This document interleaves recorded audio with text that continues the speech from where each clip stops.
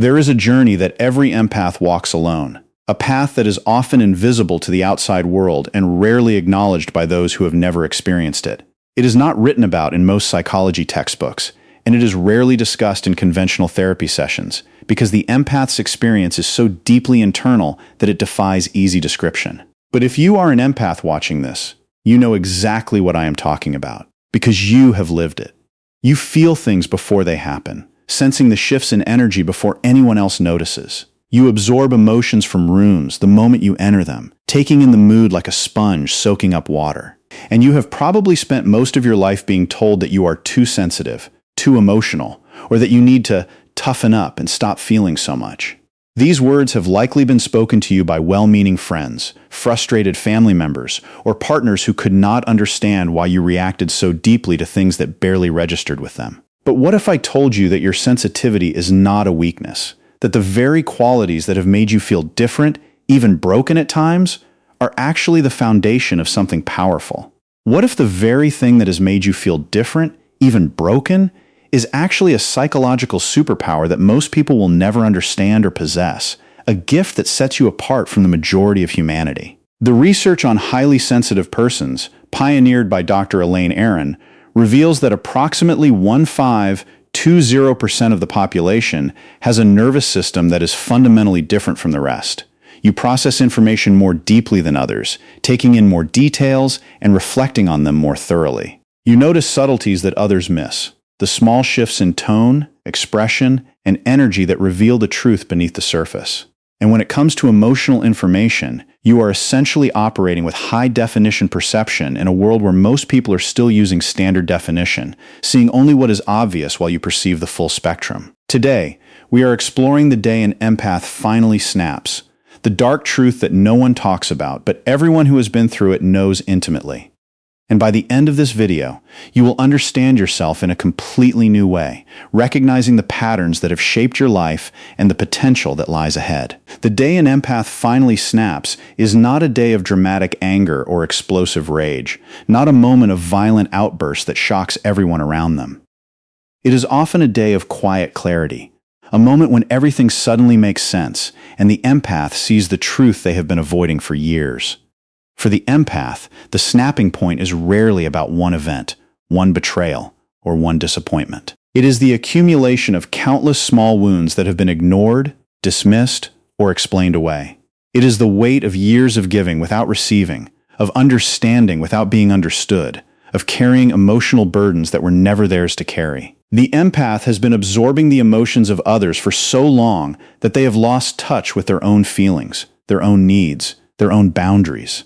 They have been so focused on keeping everyone else comfortable that they have forgotten to protect themselves. And then, one day, something shifts. It might be a small thing, a minor comment that would not have bothered them before. It might be a familiar pattern repeating itself one more time. It might be the realization that nothing has changed, despite all their efforts, despite all their patience, despite all their hope. In that moment, the empath sees the truth clearly. They have been fighting alone, carrying a relationship that was never truly mutual. And they decide, in that moment, to stop fighting. This is not giving up. It is waking up. It is the recognition that their peace is more valuable than their approval, that their well-being is more important than their obligation to others.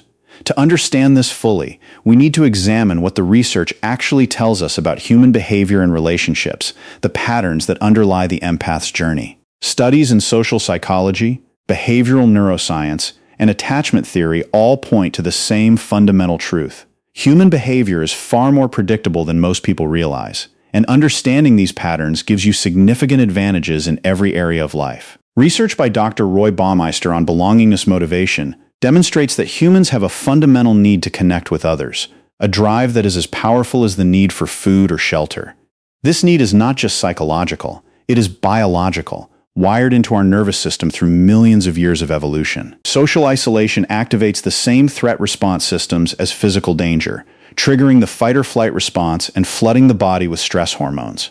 But this need for connection exists in constant tension with our equally fundamental need for autonomy, the desire to be independent and self-directed. Dr. Jack Bram's research on reactance theory shows that when people feel their freedom is threatened, they experience psychological reactance, a state that motivates them to restore their freedom. This explains why people often want something more when they feel it might be taken away, and why telling someone they cannot have something often makes them want it more. This principle operates in relationships as well. When an empath finally stops chasing, the avoidant often experiences reactance and suddenly wants what they are losing. On the neurological level, research using functional MRI has revealed that social rejection activates the same brain regions as physical pain, a finding that has profound implications for understanding human behavior. This is not metaphorical or poetic. It is literal, biological reality. The anterior cingulate cortex and insula, which process physical pain, also activate during social exclusion, which explains why emotional wounds can feel as intense as physical ones, and why social threats can trigger such powerful responses. Dr. Matthew Lieberman's research on social neuroscience, presented in his book Social, demonstrates that our brains are wired to prioritize social information, that we are constantly scanning our environment for social cues, threats, and opportunities. This means that social dynamics are not just interesting sidelines to human existence. They are one of our brain's primary concerns, occupying a significant portion of our cognitive resources. What this means practically is that the patterns we observe in relationships are not random. They follow predictable psychological laws that have been studied and documented. The person who seems less interested often becomes more attractive due to the scarcity principle, because their attention is rare and therefore valuable. The one who walks away often becomes more valued due to loss aversion, because the prospect of losing them triggers a stronger response than the prospect of keeping them. The one who maintains emotional stability while others react becomes perceived as higher status, because they appear to be in control of themselves and the situation. Understanding these laws does not make you manipulative. It makes you informed, giving you the tools to navigate relationships more effectively. And in a world where emotional intelligence determines success more than raw IQ, this information is essential, providing a foundation for personal and professional growth. The distinction between manipulation and wisdom is intent. Manipulation uses this knowledge to exploit others, to control and dominate them, while wisdom uses it to protect yourself and create genuine connections, to build relationships that are healthy and mutually beneficial. The day an empath finally snaps is often the result of years of emotional exhaustion, a slow accumulation of small wounds that eventually become too much to bear. The empath has been giving endlessly, understanding endlessly, forgiving endlessly, believing that if they just try hard enough, the relationship will improve. They have been carrying the emotional weight of the relationship alone, absorbing the stress, the frustration, the disappointment, and the pain of the other person without ever receiving the same care in return. They have been explaining themselves endlessly, trying to make the other person understand, believing that if they can just find the right words, everything will change. They have been hoping, waiting, and praying that things will get better, that the other person will finally see the truth, that their patience will be rewarded. But eventually, the hope fades, the exhaustion takes over, and the empath sees the truth.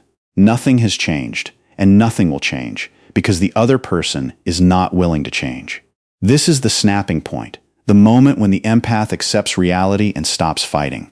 The snapping point is not about anger. It is about clarity. It is the moment when the empath finally sees the relationship for what it is, not what they hoped it would be.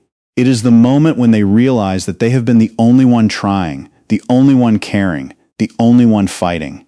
And in that realization, they find the strength to stop. The research is clear. The day an empath finally snaps is not just an interesting psychological concept, not just a theory to ponder. It is a real phenomenon that affects your daily life, your relationships, and your well-being, shaping every aspect of your existence. Understanding it gives you something powerful: choice. You can respond from awareness rather than react from programming, making conscious decisions rather than being driven by unconscious patterns. You can navigate relationships with understanding rather than confusion, seeing clearly what is happening rather than being lost in the emotions. The question is not whether these patterns exist in your life. They do, because they are part of the empath's experience. The question is what you will do with this knowledge, how you will use it to transform your life. Will you use it to understand yourself better, to make sense of the experiences that have confused you for so long?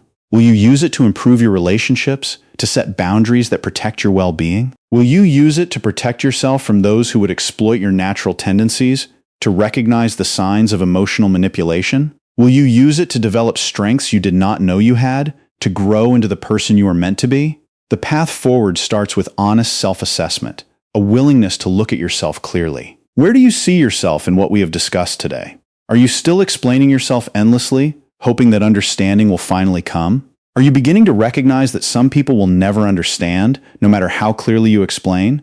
Or have you already started to protect your peace by choosing silence over explanation? What patterns resonate with your experience? What aspects of this journey feel familiar to you? What dynamics have you observed in your own relationships? The patterns that repeat themselves over and over? And more importantly, what is one thing you can do differently starting today? One small change that can set you on a new path. The research on behavior change shows that small, specific commitments are far more effective than grand resolutions, that incremental progress is more sustainable than dramatic transformation. Do not try to transform everything at once, because that approach often leads to burnout and disappointment. Pick one insight from this video, one idea that resonated with you, one pattern to watch for, one behavior that you recognize in yourself, one behavior to modify, one small change that can make a difference. And start there, because that is where real change begins. Remember, knowledge without action is just entertainment, a pleasant diversion that does not change anything. But knowledge with consistent action is genuine transformation, a shift that reshapes your life. You now have the knowledge, the understanding of the day, and Empath finally snaps, and the journey that leads to that moment. The next move is entirely yours, because no one can make this journey for you.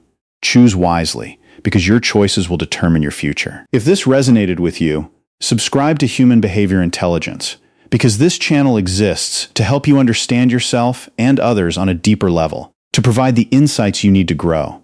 Every video combines research-backed psychology with practical insights you can actually use, bridging the gap between theory and practice. The next video drops soon, and you will not want to miss it, because it will take you even deeper into the fascinating complexity of human behavior. Until then, stay observant, stay curious, and never stop learning about the fascinating complexity of human behavior, because the more you understand, the more you can grow. And remember, your sensitivity is not a weakness. It is a superpower, a gift that sets you apart.